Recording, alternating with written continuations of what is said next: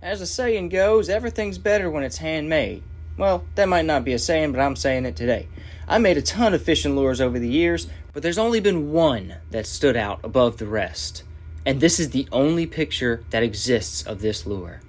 Unfortunately, one fateful day, I lost this lure.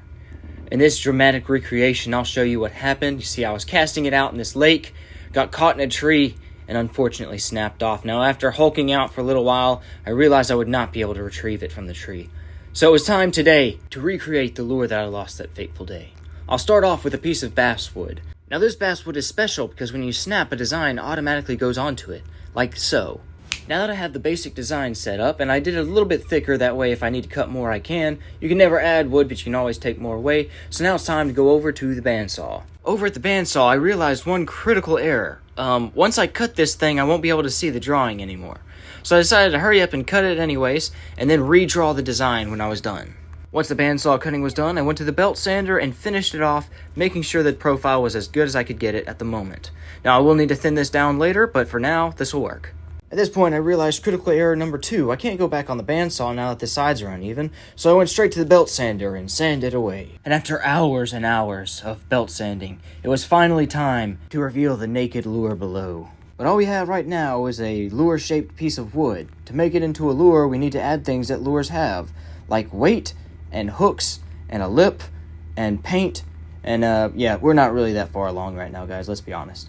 But anyways, we went over to the drill press and started drilling some holes to put some weights into. Now, I don't have a lead melting kit, so instead we're going to be redneck rigging it. But I also went to the bandsaw and cut the lip notch, which is a crucial part if you're wanting to make a crankbait that dives. Now, when I first started getting into lure making, I cut all my lips out of a sheet of polycarbonate, but now we got fancy and I've started to get these square bills, and then I'll just kind of cut them to shape whenever I need them. Now don't worry, I'm not trying to make some kind of pagan rune or anything with this. It's just some measurements to measure out the center as well as the depth of the lip. That way it can have something that's uniform and it's not going to make the bait swim all wild. But now it's time to take it to the band sander and the belt saw. Now I started over at the belt saw and cut this thing with my OSHA approved method of eyeballing it and making sure my fingers don't get cut off. Then I went over to the band sander and got the shape refined and finished up. But remember how I said I don't have a lead melting kit? Well, what I like to do is take these little fishing weights and just jam them down with a pair of pliers into those holes.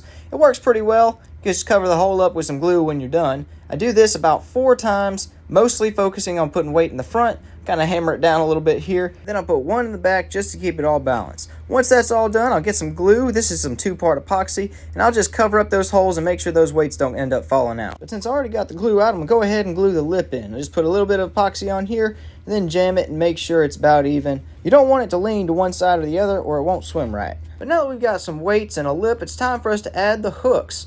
Well, right now we're just going to add in the screws. These are some pin-eye screws I got from Amazon. I pre-drilled some holes and I'm now going to twist them all in. Once I've got them all set up, it's time for me to get ready to paint. So first, I'm going to get some wood sealer, and I don't have a paintbrush with me, so I'm just kind of using my finger. But you can use a paintbrush, it's a lot cleaner.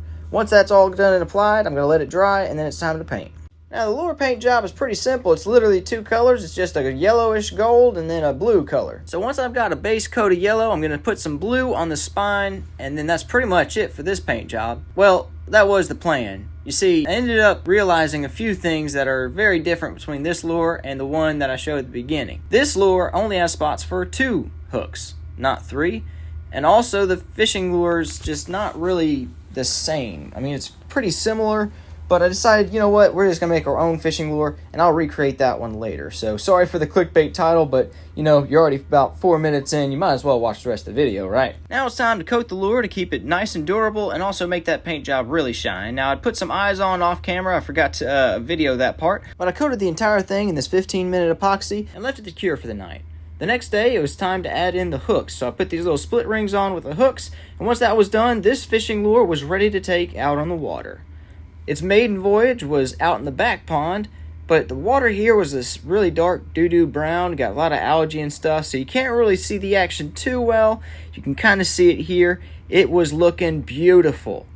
The original fishing lure I had an action that was even better than this, but this was honestly going to be alright for the lure that we made. I went out to the front yard where it's a little bit clearer water, so I could see if I could get a better look at how this action is.